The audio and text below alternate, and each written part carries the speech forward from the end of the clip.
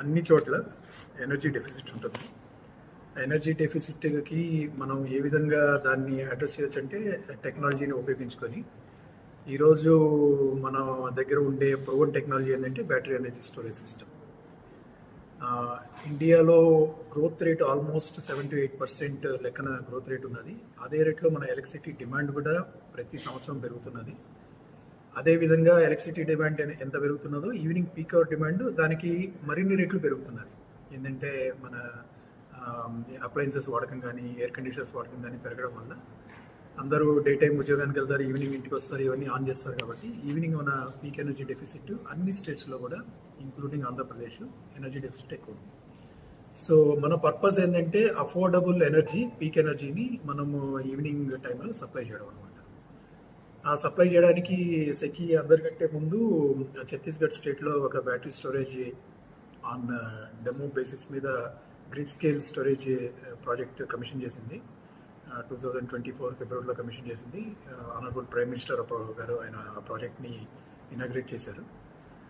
దాని తర్వాత ministry of government of India, ministry of power, ministry of renewable energy అందరూ recognise చేశారు. మనకి ముందుకు వెళ్ళే కొద్దీ పీక్ ఎనర్జీ డెఫిసిట్ ఎక్కువ అవుతుంది, దాన్ని అడ్రస్ చేయాలి మనం టైంలీ. సో వాళ్ళు ఒక వైబిలిటీ గ్యాప్ ఫండింగ్ స్కీమ్ ఒకటి తీసుకొచ్చారు. ఆ స్కీమ్లో పాటు ఈ ప్రాజెక్టుని ఆ స్కీమ్లో ఒక పార్ట్ అనమాట.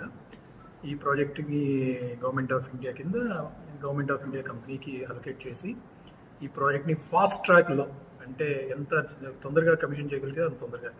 ఏంటంటే దీని మెయిన్ ఉద్దేశం ఏంటంటే 2027 పీక్ సీజన్ స్టార్ట్ అవుతుంది జనవరి నుంచి. ఆ జనవరి లోపల ఈ పవరు మనం తీసుకురావాలి గ్రిడ్కి, సో దట్ మన పీక్ డిమాండ్ని కొంతవరకు ఇది మీట్ చేయగలగాలి.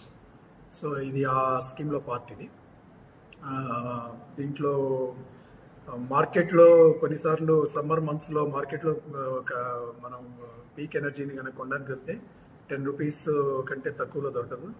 తర్వాత కొన్నిసార్లు గ్యాస్ ప్రాజెక్ట్స్ కూడా నడిపి ఆల్మోస్ట్ ఆ కాస్ట్ మనకి 25 రూపీస్ కూడా వరకు వస్తుంది.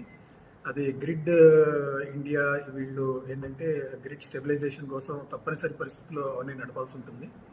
ఆ టైంలో కాస్ట్ ఎక్కువ వస్తుంది. ఆ కాస్ట్ కూడా తగ్గించే ఉద్దేశం అనమాట ఈ ప్రాజెక్ట్ లాంటి స్టోరేజ్ ప్రాజెక్ట్స్ తీసుకురావడం కనుక.